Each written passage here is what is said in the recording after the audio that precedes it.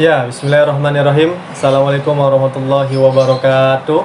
Waalaikumsalam warahmatullahi wabarakatuh. Sahabat Abi Yasir and Friends semua, balik lagi di channel Abi Yasir and Friends.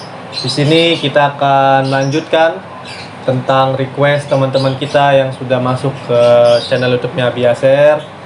Masih bersama Pak Agus Sumartono selaku praktisi Tibun Nabawi, Pak Agus ya. Insyaallah. Dan kemarin ada yang masuk Pak Agus terkait request mengenai saraf kejepit sama katarak. Nah ini nanti kita ulas lebih lanjut menurut pandangan Tibun Nabawi seperti apa terkait penyakit tersebut ya, seperti itu. Oke pemirsa, tetap lanjutkan, tetap bersama kami di Abi Yasir and Friends. Mari kita bahas bersama-sama mengenai dengan saraf kejepit dan juga katarak gitu ya. Seperti apa pandangan Tibun Nabawi.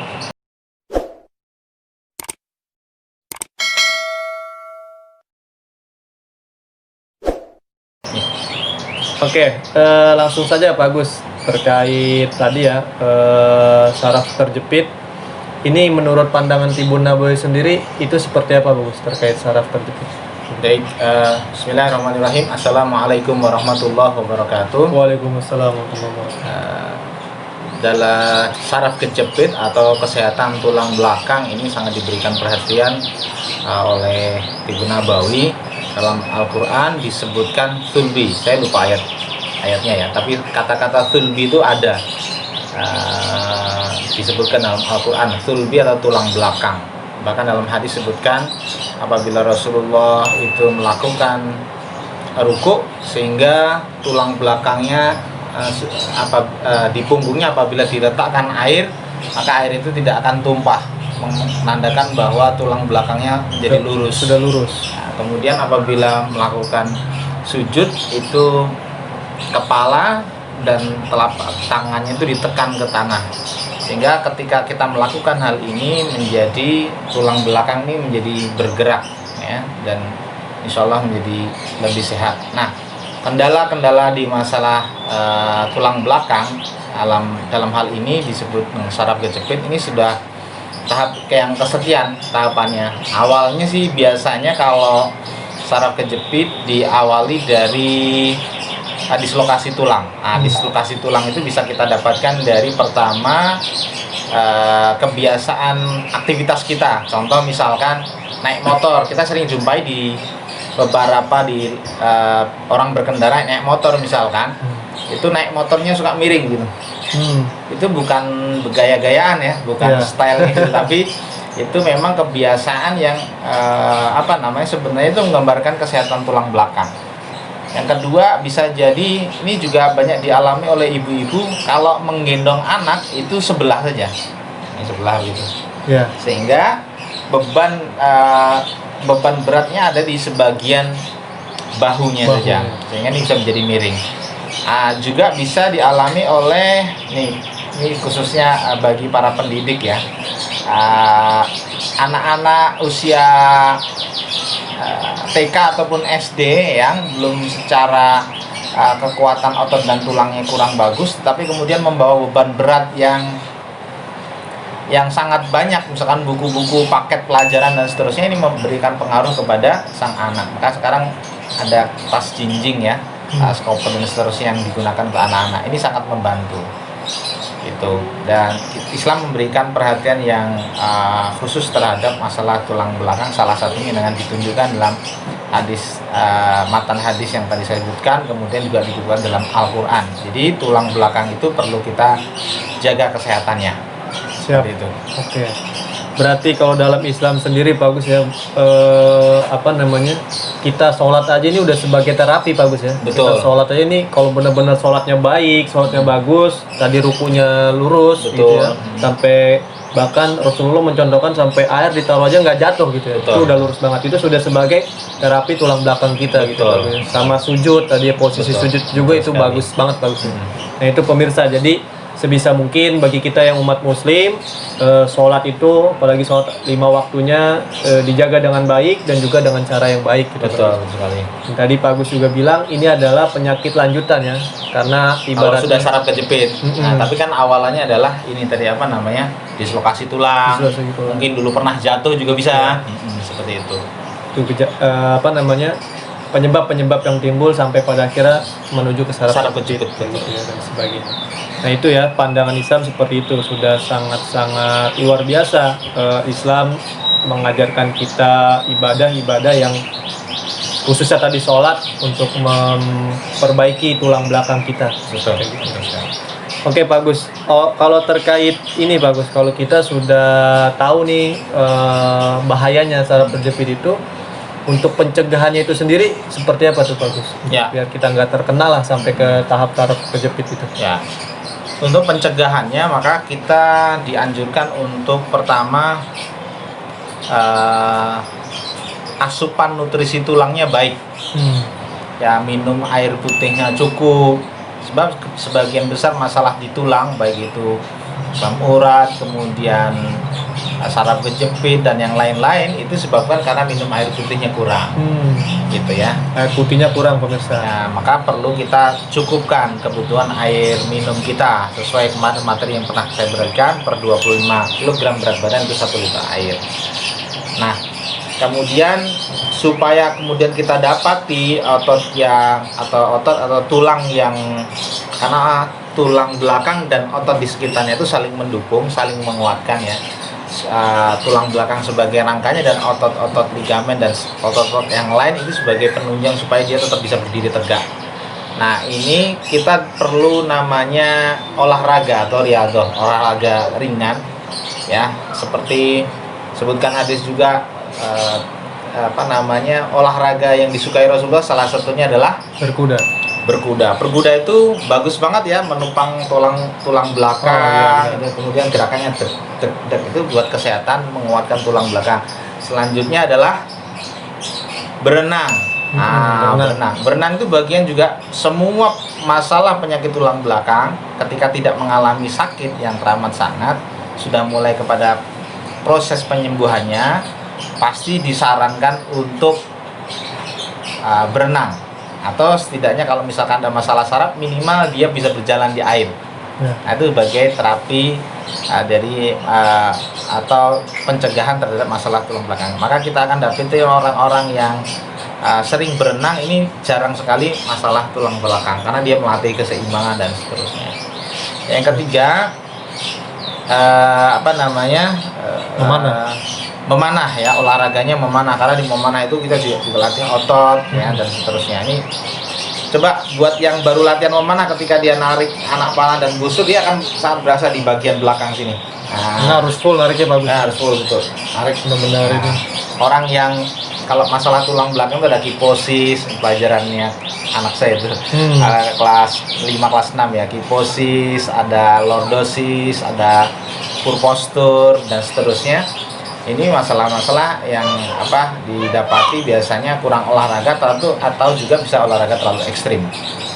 Nah, di Islam sendiri juga hampir semua gerakan sholat itu baik untuk tulang belakang. Contohnya misalkan gerakan berdiri saja dalam posisi alif gitu ya, berdiri.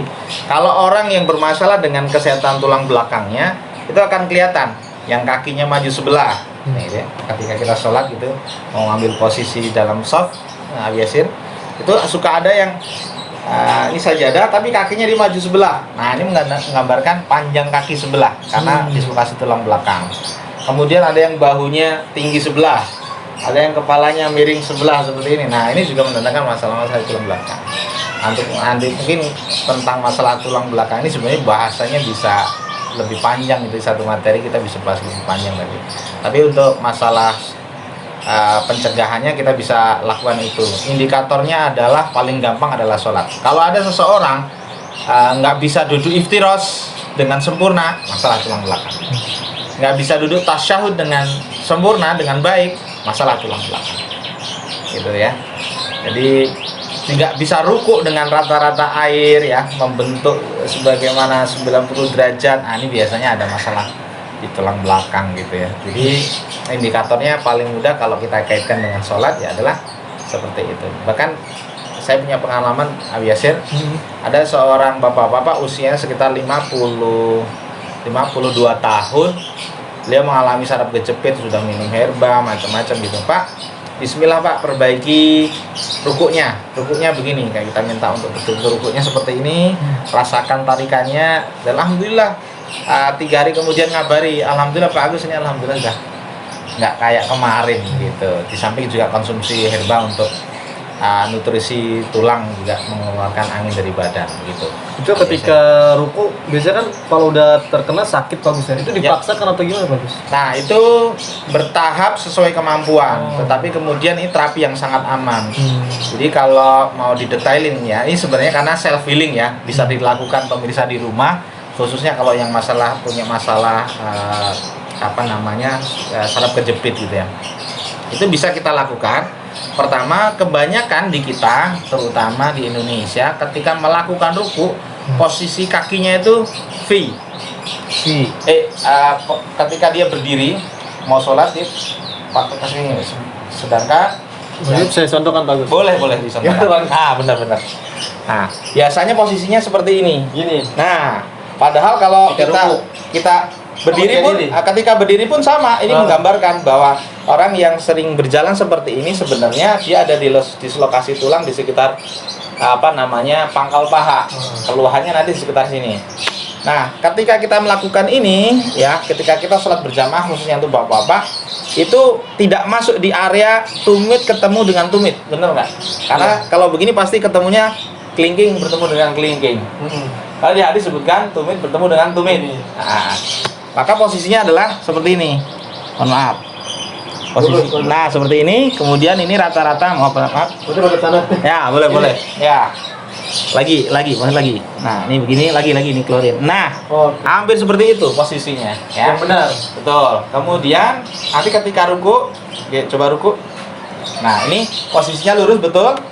Nah, kalau ini masih bentuknya seperti angka 7. Ini posisinya agak ditekan dikit lagi, tapi ini lurus. Tekan lagi. Ini berasa, terus ini agak maju. Nah, ini berasa, Pak Yasir bergetar. Iya. Berasa pemirsa ya. Berasa ketarik sekali di sini. Atau antum mau posisi miring? Oke. Kelihatan dari sana. Nah, ini posisinya nih. Keluarin dulu Pak Yasir. Keluarin. Kakinya maju kan nggak kelihatan kan Bang? Oh ya, boleh. Keluarin dulu, keluarin lagi. Keluarin gitu. Yang tumit dikeluarin. Tumit keluarin. Yes. Nah, tapi ini kan saya mau dorong ke depan. Nah, biar berasa. Nah, seperti itu. Luar biasa pemirsa ya. Ketarik kan? Tarik. Ini dari tulang lumbar, tulang torakal, dan servikal, bagian leher semuanya ketarik. Bahkan ketika kita posisi ini bisa bunyi nih. Kita tekan lagi kalau Pak Yasir agak posisi ya, ada bagian sini. Kita ada sisi skoliosis juga sedikit. Jadi gitu pemirsa, luar biasa. Kalau kita menerapkan itu benar-benar benar dalam sholat kita, berasa bagus harusnya ya. Betul. Ketika saya pun jarang olahraga, kemudian menikmati aktivitas sehari-hari, mungkin minumnya juga kurang, naik motor. Apalagi Jakarta kan, aktivitas misalkan Tangerang, Bekasi, Tangerang, Jakarta Timur cukup jauh naik motor. Cuman karena itu kita anggap aktivitas harian, padahal fisik kita lelah, capek, itu jadi beban juga buat tulang belakang. Maka sebaiknya memang ada olahraga yang kemudian menguatkan itu. Setidaknya stretching seperti itu Pak Yasir. Kalau tadi kita biasanya kan kalau olahraga berkuda ini mahal Pak Agus ya. Bisa dengan berenang tadi ya, lebih terjangkau, atau dengan tadi kita panah masih terjangkau lah ya Pak Agus ya, panahan dan sebagainya seperti itu. Nah itu pemirsa, tadi berkenaan dengan pencegahan, kita harus perbanyak olahraga dan memperbaiki sholat kita. Mumpung kita masih muda gitu ya Pak Agus. Biasanya kan penyakit-penyakit ini rata-rata gitu, walaupun anak muda bisa juga terkena, cuman rata-rata orang tua Pak Agus yang kena gitu. Nah mumpung kita masih muda nih, harapannya mudah-mudahan pemirsa di rumah juga bisa yang namanya melakukan pencegahan-pencegahan tersebut sebelum pada akhirnya kita menyesal di nanti hari tua kita malah terkena yang namanya saraf kejepit. Betul. Ya itu pemirsa. Nah, selanjutnya bagus kalau tadi pencegahan untuk orang yang belum terkena biar tidak terkena. Nah, sekarang kalau sudah terkena nih bagus, mau nggak mau kan biasanya dia melakukan terapi, Ya, entah betul. itu dia melakukan ke dokter dan Betul, sebagainya kayak gitu. Nah, ada juga teman Abi Yasir ini bagus yang katanya udah sering bolak-balik lah ke dokter gini dan Ya. sebagainya. Pengen banget gitu, ada nggak sih alternatif lain gitu? Apakah ada herbanya atau seperti apa untuk membantu setidaknya tadi meringankan rasa nyerinya atau bahkan mudah-mudahan bisa menghilangkan penyakit tersebut? Ada nggak bagus herbanya seperti itu? Ya. Jadi kalau saraf kejepit itu memang perubahan anatomi tulang belakang gitu ya. Ya kalau solusi di medis biasanya pertama kalau dia terlalu besar dioperasi gitu, diambil itu cincin anulus atau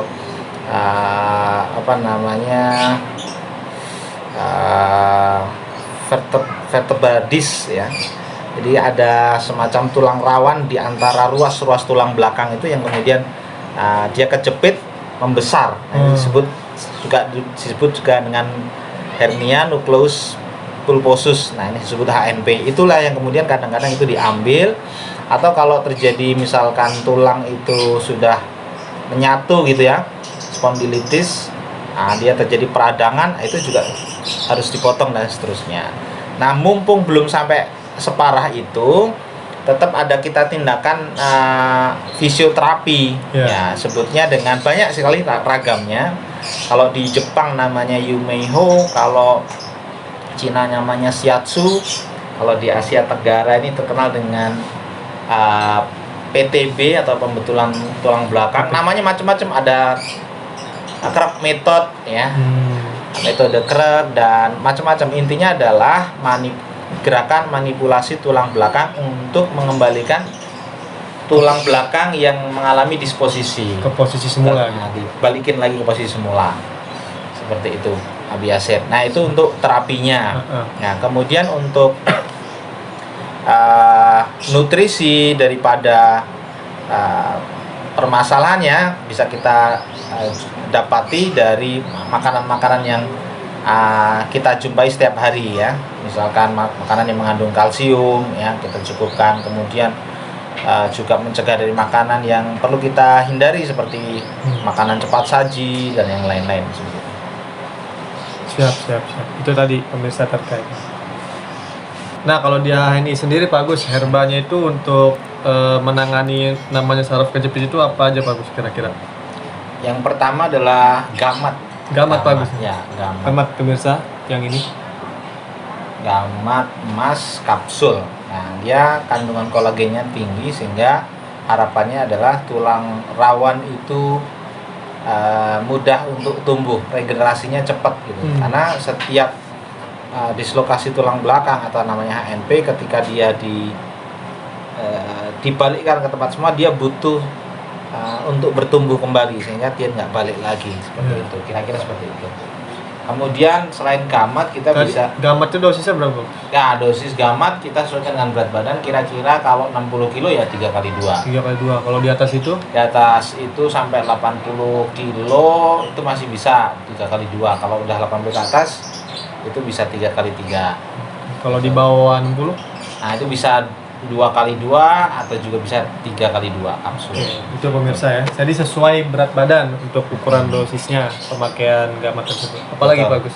Kemudian selain gamat emas, kita bisa biasanya kalau saraf kejepit, saya yang utama adalah minyak herba sinergi. Oke.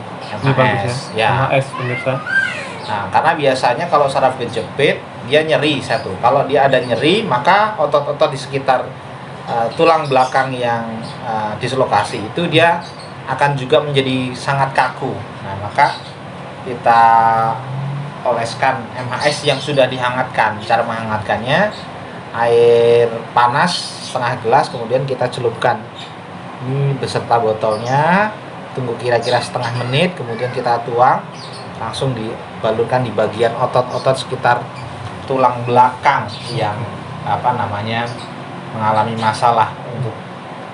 Jadi dipanaskan dulu bagus ya, dengan botol-botol ini, dengan air panas pemirsa ya, baru dibalurkan ke bagian yang terasa nyeri ataupun yang dirasa di situ saraf kejepitnya? Atau paling mudah sebenarnya diolesinya di sepanjang tulang belakang, kemudian sepanjang kaki sampai dengan panggul itu diolesin semua.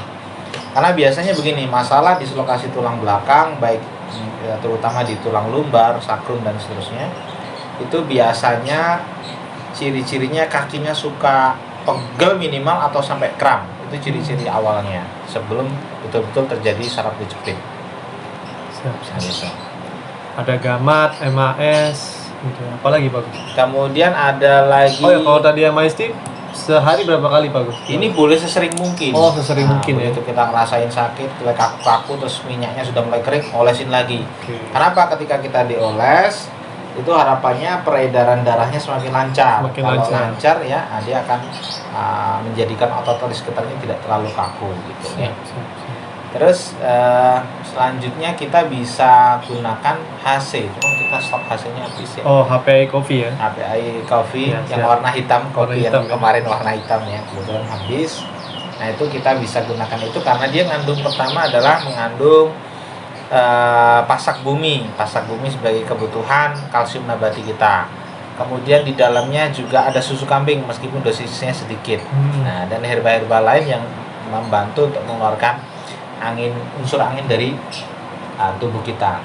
Nah, umumnya orang yang kambuh saraf kejepit, nyerinya datang itu biasanya ketika unsur angin dalam tubuhnya berlebih. Contoh, dia telat makan, dia kebanyakan pikiran, dia salah menu makan, itu bisa kambuh meskipun secara aktivitas fisik tidak terlalu banyak gitu, Pak Yasir. Siap. Nah, itu tadi pemirsa. Yang ketiga itu HC atau HPI Coffee, yang dimana biasanya kalau kita nih yang seneng ngopi, pindah nih kopinya ke HC, bagus ya, biar Betul. bisa lebih membantu kita dalam kesehatan, khususnya tadi terhadap saraf kejepit tadi bagus. Ya. Itu 2 kali sehari bagus atau? Ya, 2 kali sehari untuk HC-nya. HC-nya. Siap. 3 itu aja bagus ya, gamat, MAS dan Ya, HC. boleh ditambahkan penghilang rasa sakit alami kalau dirasa memang terlalu sakit. Itu bisa kita dapatkan penghilang rasa sakit itu dengan 2 cara. Yang pertama kita konsumsi mengkudu, karena mengkudu itu penghilang rasa sakit yang kuat. Kudu pemirsa. Mengkudu, atau juga dengan menambah dosis gamat. Oke. Tapi dosisnya jadi banyak, bisa sekali minum 7 untuk kemudian mengurangkan rasa sakit. Itu nggak masalah Pak? Karena dia sifatnya nutrien ya, nutrisi. Jadi insya Allah nggak apa-apa. Jadi kan kata Pak Agus sesuai dengan berat. Kalau ini kalau emang rasanya sakit banget gitu nggak masalah Pak. Tapi kemudian diimbangkan dengan minum air putih yang cukup. Oke, itu pemirsa ya. Betul. Kalau terasanya nyeri banget, sakit banget, tambah dosis gamatnya, dan tapi diimbangi dengan minum air putih yang banyak gitu. Siap. Itu dari pemirsa terkait herbanya. Nah, biasa Pak Agus masuk ke harga nih. Kalau harganya sendiri gimana Pak Agus? Untuk tadi gamat, MAS, HPI Coffee dan juga tadi. Kalau gamat harganya 130 untuk harga non agen ya. Kalau sudah agen itu harganya 100.000. 100.000. Nah. Kemudian MHS harganya 45.000. Kalau harga agennya ya sudah diskon itu 30.000. Oke. Harga HC HPI Coffee itu 135 25. 125 ya? 25. Oh iya, 125, aku lupa. Nah, harga agennya 105. Siap. 105. Sama tadi tambahan itunya mengkudu bagus ya. Nah, mengkudu ini untuk penghilang rasa sakit harganya 75.000, harga agennya 60.000. 60.000. Nah, itu pemirsa ya. Jadi harganya cukup terjangkau untuk kualitas yang premium, yang namun juga kita HPI ya, Al-Wahida Pak ya, yang nomor 1 mudah-mudahan gitu ya. Al-Wahida insya Allah kayak gitu. Nah, jadi kalau ingin lebih hemat, lebih irit dan sebagainya, nah daftar jadi member gitu bagus ya. Betul. Biar tadi mendapatkan harga-harga tersebut lebih murah kayak gitu. Beli satuan dapat harga grosir gitu. Nah, satuan dapat gitu. harga grosir. Ini tadinya 130 nih yang harga biasa untuk konsumen biasa, tapi untuk member 100.000 bisa hemat 30.000 Pak. Dan sebagainya. Bisa hemat langsung buat daftar jadi agen bagus 30.000 ya kan. Dan bisa mengkonsumsi yang lain dengan harga yang hemat pula. Nah itu pemirsa, kurang lebih khususnya yang kemarin request tentang saraf berjepit, mudah-mudahan terjawab apa solusinya, pencegahannya dan juga terapinya seperti itu ya dari praktisi Tibun Nabawi kita Pak Agus Sumartono. Mudah-mudahan bisa menjawab keluhan-keluhan dari pemirsa semua di rumah. Kayak gitu. Untuk saraf berjepit, boleh kalau mau ada yang konsultasi langsung, saya persilakan Abiaser. Ini kalau yang saraf berjepit aja, kalau yang lainnya bisa via ini aja. Ya, saya lebih suka mengedukasi. Ada keluarga misalkan yang datang, kemudian caranya begini-begini. Tapi karena masa pandemi mungkin online dulu aja ya. Konsultasi nanti bisa. Atau kita melakukan home sharing bagus ya. Boleh kita home sharing online juga sebagainya. boleh sama. Siap. Itu ya pemirsa yang sama. Kaitannya dengan fungsi hati adalah jangan makan terlalu malam. Oke, coba pemirsa, jangan makan terlalu malam. Terlalu malam, di atas jam 9 misalkan makan, karena fitrahnya kita malam itu untuk istirahat. Terima kasih telah menonton video dari kami. Jangan lupa di subscribe, like, and share video dari kami. Semoga bermanfaat.